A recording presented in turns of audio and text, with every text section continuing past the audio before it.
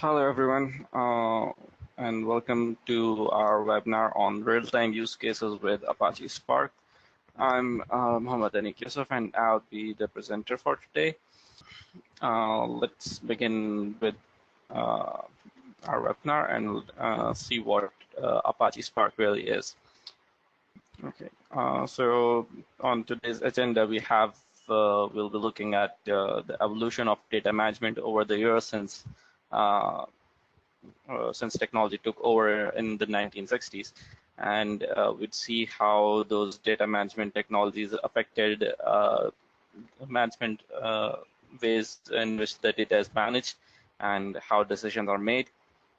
Then we'll have a look at our current platforms and current use cases where people are currently making use of data warehouses and ETL pipelines. Then we'll look at some of the drawbacks of using such warehouses at a large scale. Most commonly, those are the processing power, and then we'll move on to see what alternate options we have as compared to Apache Spark. And then we'll have some use cases and some real-world applications where Spark is being used currently. And then we'll have a small Spark example and how efficiently it can perform aggregations on data. So let's get started.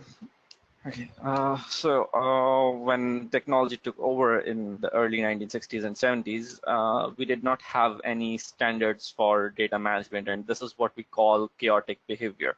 So the way data was stored and managed was very, very chaotic. There were no unified standards. So if two companies merged together, they would have different forms in which their data had been stored previously, and when that data was merged, it was very, very difficult for people to make sense of that data and to combine the two entities properly.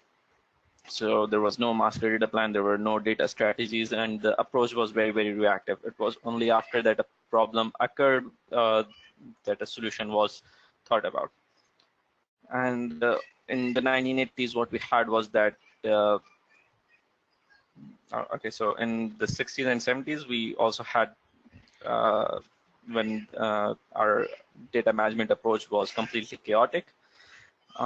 We used to manage them in some well-defined data structures, which were limited to the company. So each company had their own data structures. There were flat file systems like spreadsheets, some text files, and it was only in the 70s that relational databases took over and they entered the market. So once relational databases came in, we moved on to the entity relationship models. So it was in the early 80s that we developed a more reactive approach to data management, and we developed entity relationship models. There were entity relationship diagrams, and there was reduced data redundancy. So this is where we put up unified standards across organizations, and there were that's where we implemented the DQM processes and master data plans. This is where data strategy took a start. Then we moved into the 1990s, and using the ER-based approach, companies started to define their KPIs. They started to maintain their own data dictionaries and rule dictionaries, which helped in which not only helped in data management and making sense of data, but it also helped when they merged with other companies. So the new entity had data dictionaries to work with. So there was a single master data plan. There were frameworks defined, and things became much more easier. And since companies were now able to define their KPIs, they wanted something to help analyze the data and make sense of their data, so they can assess their progress in terms of business growth, market capture, and other areas. So this is where we started to build out data warehouses and data marts.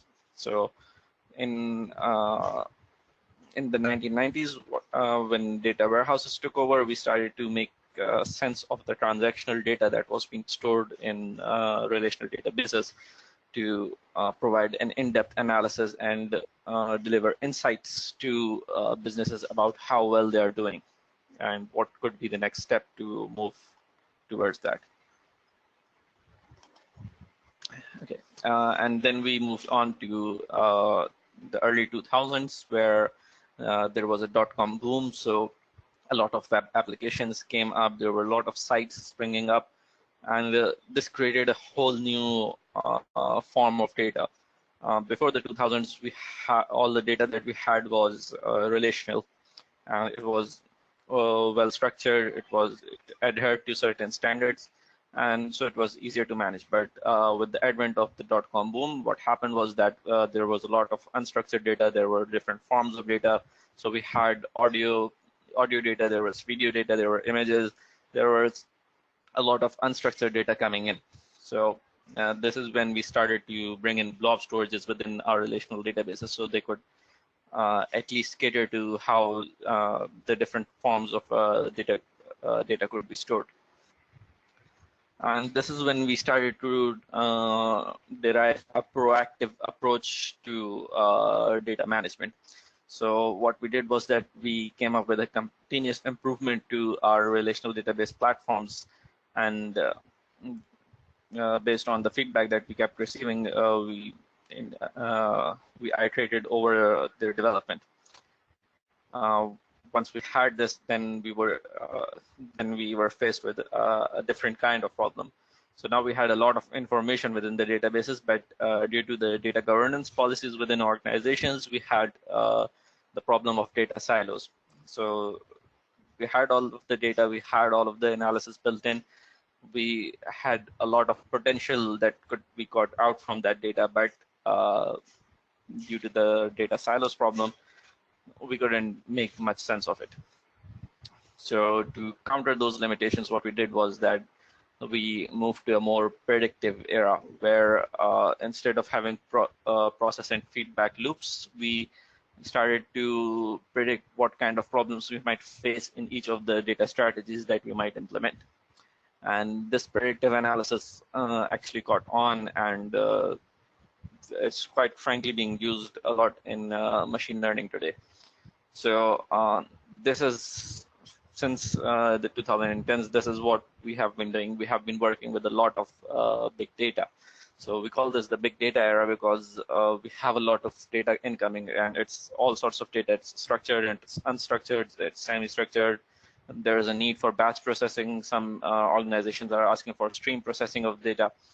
So the demand for data management, data processing, and data pipelining has grown exponentially since the 2010s. And since we need to be a step ahead, we need to quickly make sense of the historical data and predict what kind of problems we might face in the future and what kind of limitations we might have, what kind of growth we can experience in the near future. Okay. Okay, so in terms of technology, in the 1950s, most of the data, the flat files we were using, they were stored on magnetic disks. All of the data was kept in-house. In the 1970s, ECORD came out with his relational data management paper, and that's where relational databases came into being. In 1978, Oracle and SQL client servers came up, and as we moved on, the relational data market grew right up to 2004. That's where the MapReduce paradigm came in to play. So what MapReduce did was that it helped us make sense of data. It was where all the analysis was happening, that it helped us distribute our jobs over clusters of servers, and it really simplified how we could make sense of all the data that we were storing. And since then, after the dot-com boom and everything, we had to manage non-relational data as well. So in 2009 and 2013, we came up with 2 new formats for which we together call NoSQL. So what NoSQL does is that it helps us manage non-relational data, and this is where all the big data and cloud computing era came into being. Okay, so currently a lot of organizations have data architectures and data strategies which are similar to this particular diagram. We have a lot of operational systems. These can be ERPs, these can be employee management systems. They can be our business processing systems, they could be our feedback systems, they could be our ticket processing systems. So all of the data that these systems are generating, they are put into staging transactional databases. And some companies tend to add some external data as well. So for example, if you have a logistic firm, you're most definitely going to need some external data about the weather conditions. So you can combine it with your own data and generate better insights that affect your business. And with the help of some ETL tools, we are combining all of the data that is being generated by these organizations and external sources, and we build out an entire data warehouse database. And what happens in those data warehouse databases is that we have denormalized data, which is then used for analytical reporting. And to further make sense of those analytical reports, we have data marts and BI reporting tools. So these reporting tools help in generating interactive reports, ad hoc reports, and static reports. So this is generally what most of the organizations are working with at the moment. But to someone who has been working with big data for quite some time, this is becoming outdated very, very quickly. The data warehouse is slowly being phased out in favor of data lake-based architectures, which can actually give insights with the help of a lot of unrelational data. It can keep historical data for future machine learning. So for most of the organizations that are still working with their warehouses, it's time to move on. Okay. So let's have a look at what are some of the common problems that organizations working with the data warehousing architecture face. So the first one is the processing power. Since we have a growing data size, there is more data being generated at the moment than it was that has been generated in the last 50, 60 years. So this growing data size has resulted in the need for better and more powerful systems that can store and process that data at scale. And for a single organization, having such a system can be costly. Most of those systems are being employed by defense or government agencies. So there needs to be an alternate solution that can work on commodity hardware and does not require specialized hardware to deliver the same level of reporting. And with regards to ETL, the ETL processes of the data warehousing architecture that we saw earlier, they're quite slow. They tend to run once or twice a day, and so even if they run more than twice a day, they would have large gaps between successive runs.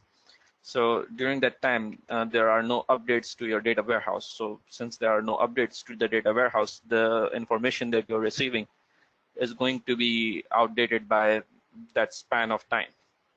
So, and today's world where information is being generated so quickly, this can lead to faulty business decisions. So if you're taking decisions based on historical data, then it's going to adversely affect your business. And again, coming back to data speeds, so since there is a information delay, the decision makers have outdated information on their dashboards based on which they are making their decisions and driving business growth. So if they have outdated information, if they don't have the most up-to-date information on their dashboards, that's going to adversely affect the business. And a lot of the data that is being generated at the moment is through streaming sources. So this is kind of difficult to cope with regards to current ETL procedures. So mostly what's happening is that most of the ETLs that's being performed, it's being performed with the help of SQL-based databases. So and those kinds of systems cannot actually tackle the streaming source problem. So if you have a lot of data coming in from IoT devices or from, say, visual aids or just about any of your web applications, then you need to change your ETL. You need to upgrade it now. Okay, so this is where Spark actually comes in. So Spark is actually the next version of Hadoop from Apache. And why I would say the next version is because prior to Spark, Hadoop and MapReduce were the go-to platforms for big data analytical processing. But Hadoop was quite limited to just helping you analyze your data. But with Spark, what happens is that Spark builds out an entire ecosystem. So Spark is able to provide you with SQL capabilities for analysis, with streaming capabilities for amalgamating all of the data sources in near real time. It also provides you with a graphics library to manage all your non-relational data sources. So you can integrate NoSQL data into your business insight systems as well. And you also get machine learning capabilities with Spark. So with the help of machine learning, you can take a more predictive approach to your business, so you can forecast what kind of growth you can expect or what kind of problems you can face in the immediate future. So, but that's not all that Spark brings to the table. So Spark, what Spark does is that it can integrate into your current systems. You do not need to have a lot of specialized hardware or software that you would need over there. You can have your current databases sync up with Spark. You can have your current analytical processing systems sync up with Spark, and it would play very, very well. And the best part is that Spark is free. That is actually, it works well with a lot of programming languages. You can program in Spark with the help of Python or Java or even R. So it doesn't matter if you have your applications or your systems running in any of these languages, Spark can still be integrated into your application. There is no drawback over there. Okay, but is Spark the only solution that we have? Well, in terms of the overall ecosystem, we can say that there's no single alternative except the AWS stack, which is completely cloud-based. So again, since Spark provides you with streaming capabilities, with analytical processing capabilities, with management of NoSQL data and machine learning, those kinds of things are only provided by cloud-based environments like GCP or AWS. But if you want to keep some of your data on-premise and you are worried about privacy, then and you want to keep everything on-premise, then Spark is the way to go. In terms of analytical processing, against Spark, we would have Hadoop and we would have Apache Storm in terms of big data analytical processing. Again, all of three of these systems work in a distributed manner. They can be deployed over a cluster of servers. They can be on-premise, but as compared to Hadoop, Spark is up to 100 times faster in analytical processing than Hadoop. This is mainly because Spark makes use of in-memory computations rather than perform read and writes from the disk. The same goes for Storm. Spark is much faster than Apache Storm in terms of analytical processing. In terms of SQL, we will have, against Spark, we have Hive, which was previously being used and is still in use in a lot of organizations. And we have BigQuery, which is kind of like, which is actually growing really fast at the moment. But again, as compared to Hive and BigQuery, Spark SQL can be on-premise or within the cloud. It can run in a, it can be programmed through your programming languages. So you can make use of Spark SQL through your Java programs or Python or even R or Scala. But in BigQuery, you would be limited to using the GCP cloud environment. Spark SQL does not have any limitations with the environments. It can be deployed on the cloud or on-premise. Okay, moving on to streaming. In against Spark streaming, we would have Kafka and we would have RabbitMQ. So Kafka is kind of like the de facto open source library for stream processing at the moment, and it's very, very scalable. And Spark streaming actually complements what is going on with Kafka. So, and again, there's RabbitMQ, which has its own distributed environment. It can work in a distributed manner. So I won't say that Spark streaming is kind of like the ideal streaming platform, but it is comparable to the best streaming platforms out there. Okay, and with respect to machine learning capabilities, we have Apache Mahout against Spark's MLlib and the Weka servers. So all of these services do provide machine learning capabilities, but to someone who has been working with, say, data science and machine learning for quite a few time, they would have worked a lot with Python at the moment. And Spark MLlib, what it does is that it complements those services, so you do not need a lot of specialized training to make use of Spark's MLlib. And since you would already have your ecosystem moved on to Spark, it would make sense to integrate the ML capabilities and provide a one-stop solution for everything. So you do not need to worry about communication problems or data migrations or data extractions or any ETL pipelines. When you are using the Spark ecosystem, you get a one-stop solution to everything, all of your data processing needs. And the great thing about Spark is that it would integrate with all of these platforms without any issues. So you can have Spark running alongside Hadoop and Storm. It won't create any issues over there. You can have Spark SQL to control Hive or BigQuery, and it will still deliver the same level of performance that it would deliver on a standalone. Okay. Okay.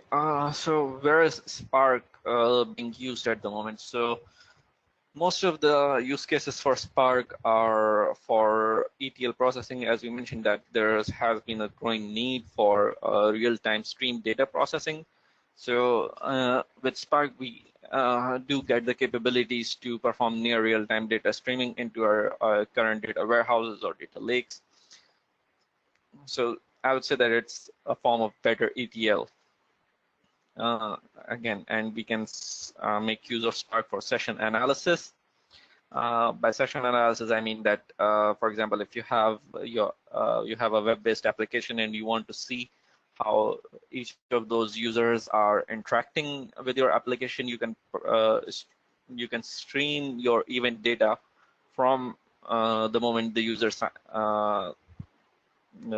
visits your web application right up to the time he closes the window. So each of the event that's being recorded, it can be sent over the Spark streaming pipeline right into the Spark core, right into your Spark SQL based databases, and Spark SQL will manage the data indexing, the data analysis part. Once that is done, the data can be passed on to Spark machine learning for better segmentation and better insight generation. So session analysis is kind of like an ideal use case for Spark, and it can deliver a great volume of marketing information to your organization. So, and that's one way to go. And we can also make use of Spark for distributed machine learning. So if you have had machine learning teams work on complex problems before, with a lot of data at their disposal, they tend to require specialized hardware. Most of the times you would see your machine learning teams ask for GPU clusters or time on Amazon EC2 instances to make use of machine to ensure that their machine learning models are trained properly. But if you have Spark deployed on a cluster of your own servers, which is commodity hardware, you can minimize the cost and still have an environment where your machine learning team can efficiently and cost effectively train all of their models, and those can then be deployed in production. Okay, since a lot of companies are still sticking to their data warehouses and they think that the data warehouses should stay alongside the data lakes that are coming now. So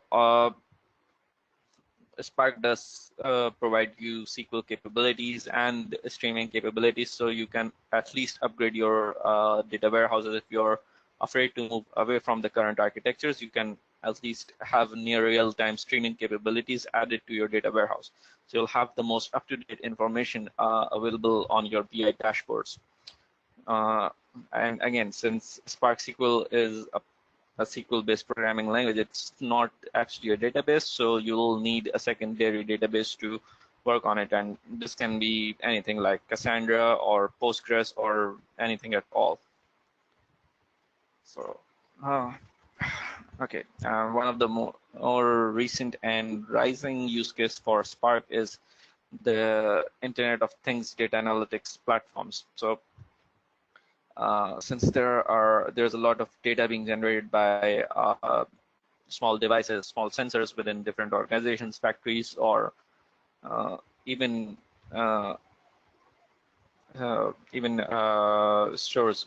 So what happens is that all of these stores and these street areas and these factories, they are making use of sensors to detect changes within the environment. These changes can be streamed with the help of Spark streaming right into a database where they can be analyzed, where machine learning can be applied to detect changes and analyze where when a situation has gone out of hand or when is it expected to go out of hand. So corrective action can be taken and losses can be minimized. Okay, so moving on into the real world, we have these are actually the three major companies that are making use of Spark in the real world. There are a lot more of these, and if you do follow the Apache Spark Summit, which is hosted by Databricks, you'll see that just about every major company in the US is moving their data platforms to Spark just because it provides them with a single one-stop solution for a lot of their data problems.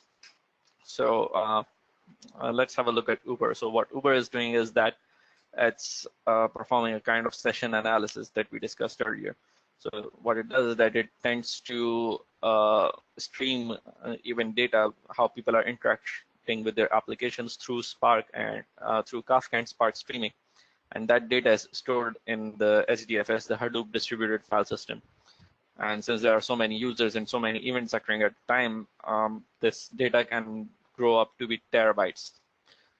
And analyzing this much data on can be a huge problem. So what Uber does is that it makes use of its usual commodity hardware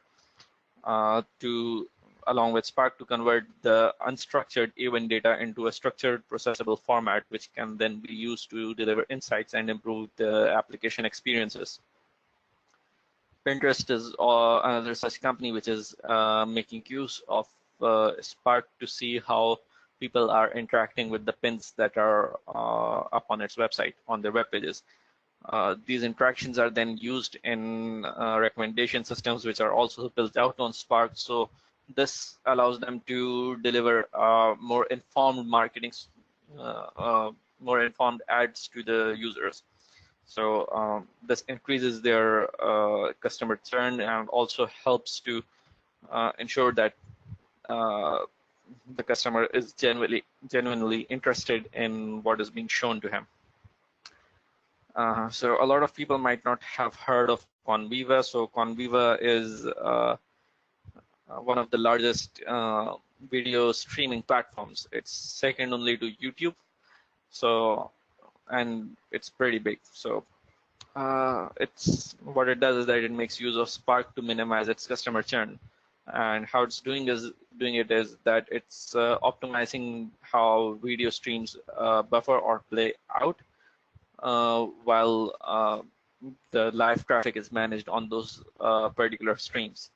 So this helps them to preload the video streams beforehand to predict what the customer might watch next, and this overall this streamlines their entire user experience and attracts more users to use the service. And that's actually what's kept them at number 2. There's no beating YouTube at the moment, but who knows, maybe in the near future. Okay, so let's have a look at one of Spark streaming examples. So I do have a pre-built script over here. So I had access to some sales data, and there are about 1.5 million records in this data. So it's huge. There is a lot of insights that can be generated through this. There is a lot that can be done with it, but processing it on a single machine would be very, very costly. And since I'm running this on a virtual machine, and let me just tell you that once I had configured my Spark over here, Spark has access to just about 2.5 to 3 GBs of RAM from within my PC, and it has access to just 1 core. So this is like nothing in terms of hardware. And with that hardware, I'm trying to process the entire 1.5 million records, and I'm going to try and run a few queries over here. So let's have a look at this. Okay. Okay, so for the initial read, Spark is going to be slow since it moves all of the data from my hard disk to my RAM. So this initial read is going to be slow, but following this, things would speed up. So I have a lot of customer data over here, and this is an entire sales table. So I have regions, I have countries where the shop sells their items, there are item types, there are sales channels, whether they're online or offline. There is an order priority, medium, high, or low. There's order date, order IDs, shipping dates, units sold, unit price, cost, revenue, and total profit. Okay, let me just move up here. Okay, so there are about 1.5 million of these rows. As we can see, I can run a small describe command and see that there are 1.5 million records over here. And the mean of the units sold is about 5,000. And the standard deviation is 2,885. And the maximum order that has been received has been for $10,000. Okay. Okay, and since I have loaded my data, I can see what kind of fields are there. I just need to make use of the data frame sprint schema function, and Spark does provide these capabilities, which are crucial to some of our data processing needs.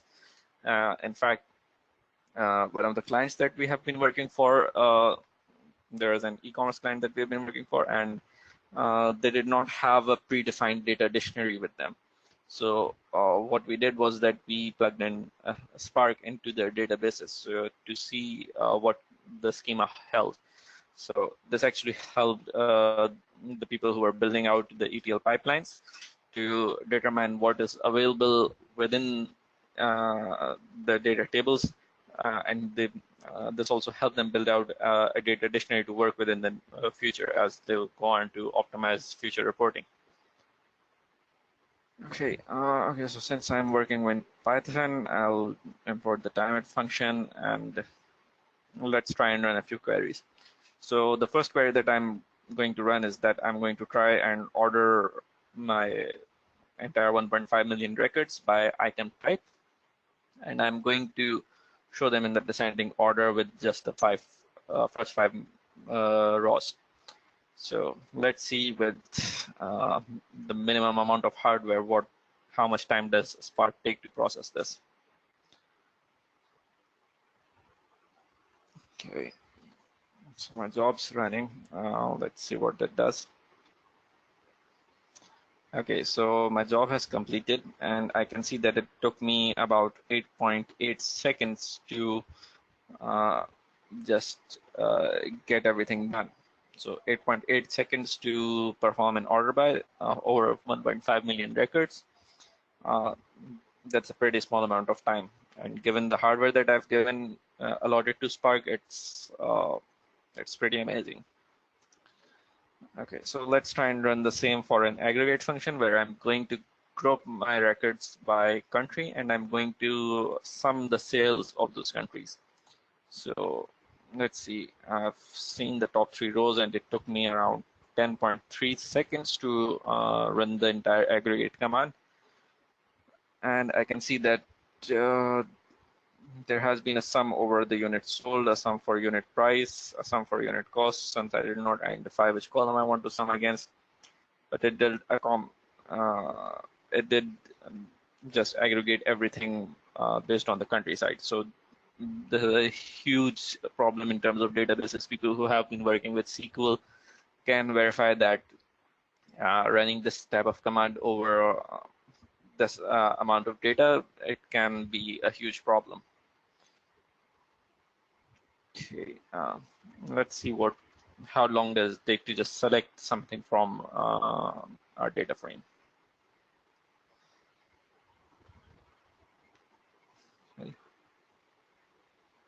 Okay, so what I did was that I just performed a simple select, and I counted the distinct values for all of the countries that are there. So in total, I have 185 countries, and it took me around 10 seconds to find that out.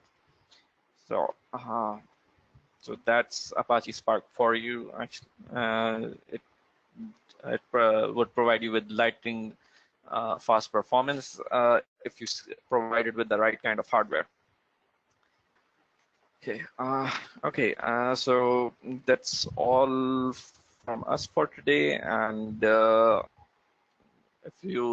if this webinar has spiked some interest within your organization for integrating Spark within your applications, you can reach us out at marketing@royalcyber.com. And for most of our clients, we are running out this offer for providing a free system analysis.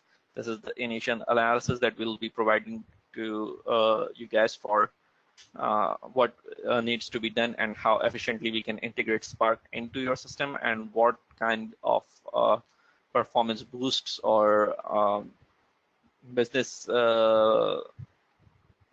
insights you can get from Spark. Or you can just hire us for a free 20-hour consultation for over big data services. And we are not just providing big data services over Spark, we also provide services over Kafka and other open source tools, as well as cloud-based platforms like AWS and GCP. Thank you guys. Thank you everyone for your time. That would be all from us, and feel free to reach out if you have any further questions, any further insights that you want regarding Apache Spark, or any big data services that you might require. Thank you everyone. Have a nice day.